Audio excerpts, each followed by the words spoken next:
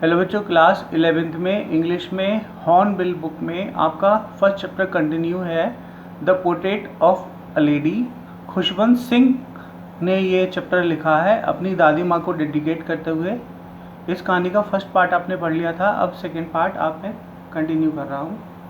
यहाँ से पढ़ेंगे बच्चों। My grand mother and I were good friends. मेरी दादी माँ और हम दोनों बहुत अच्छे मित्र थे। My parents left me with her when they went to live in the city. मेरे माता पिता ने मुझे उनके साथ छोड़ दिया जब वे दोनों शहर रहने चले गए थे। We were constantly together. हम दोनों साथ रहते थे। She used to wake me up in the morning. वह सुबह मुझे जगाया करती थी and let me ready for school.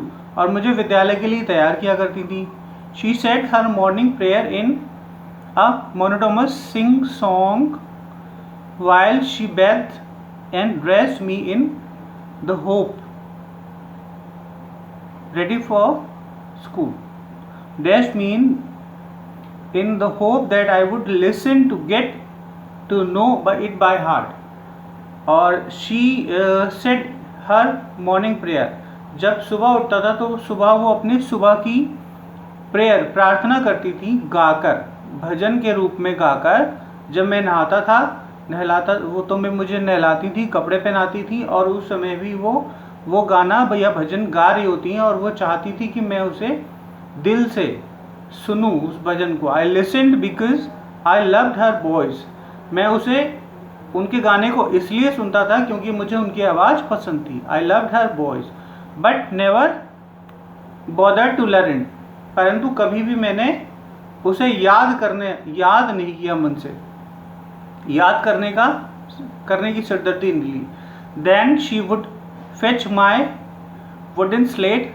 तब वो मेरी लकड़ी की स्लेट रखती थी with she had already wash, जो पहले से ही वो पोत के रखती थी, वॉश करके रखती थी।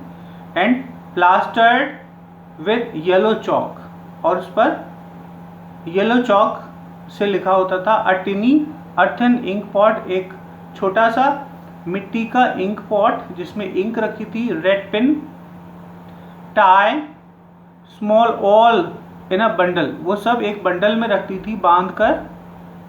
And hand it to me, और मुझे दे देती थी मेरे हाथ में। After breakfast of a thick stale chapati. After breakfast, नाश्ता करने के बाद सुबह मोटी मोटी स्टेल माने बासी रोटी, चपाती। विद अ लिटिल बटर, उसमें थोड़ा सा मक्खन होता था। एंड शुगर स्प्रेडेड, उस पर चीनी और मक्खन लपेट देती थी। On it we went to school, और उसके बाद हम विद्यालय चले जाते थे।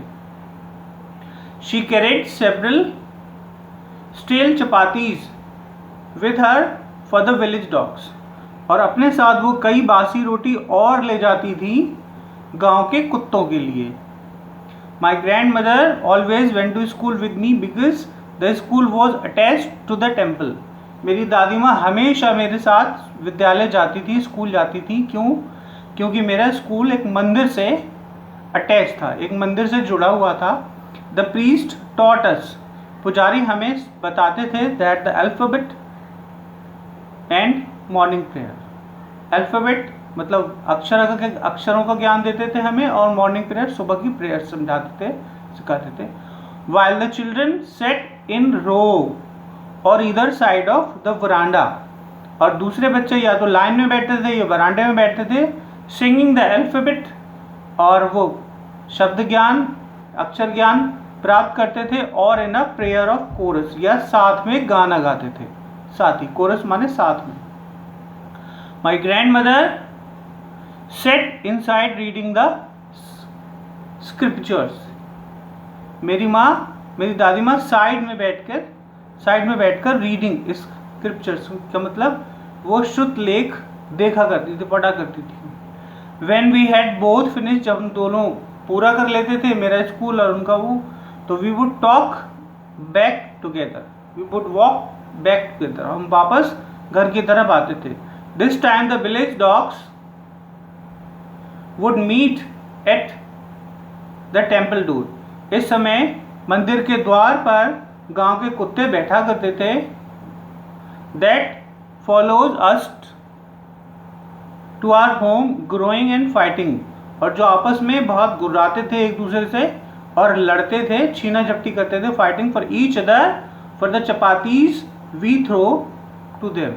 जो चपातीज या जो रोटीज दादी माँ उन पर फेंकती थी उन्हें खिलाने के लिए, उस चपाती पर झपटते थे, और जो ज़्यादा ताकतवर होता था वो ज़्यादा रोटियां निश्चित रूप से खा लेता था।